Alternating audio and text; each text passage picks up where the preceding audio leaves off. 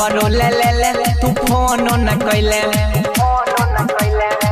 number ले ले लही फोन न कलही मिल के डेटा देख तू ठकल लही मोन के दलही बिगा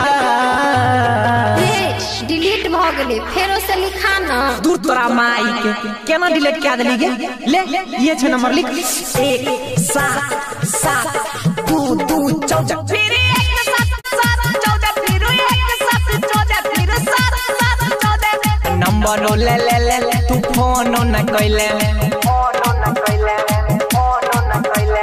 नंबर ले ले लही फोन न कलही मिल के डेटा देख तू ठकल लही मोन के दलही बिगा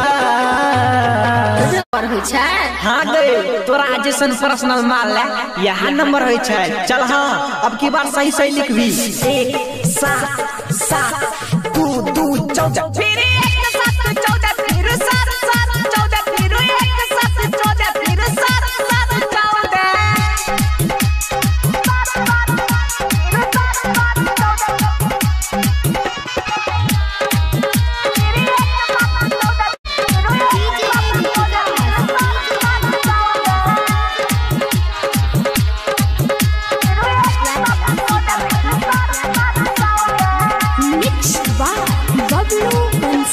गेट खोल के रखी है कोई नहीं जा पा रहा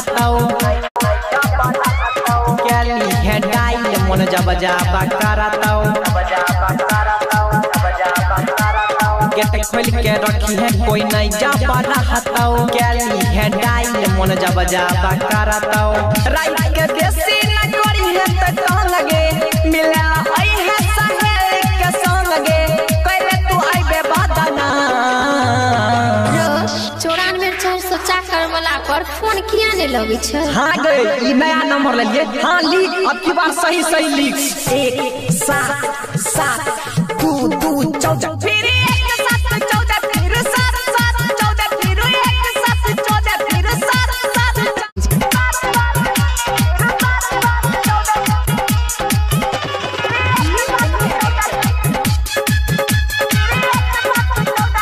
मिक्स बाय बबलू बंसाली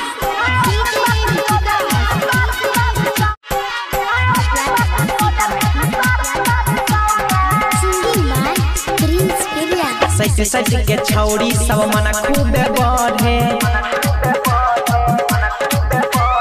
छौड़ा के ऊपर छौड़ी जब चढ़े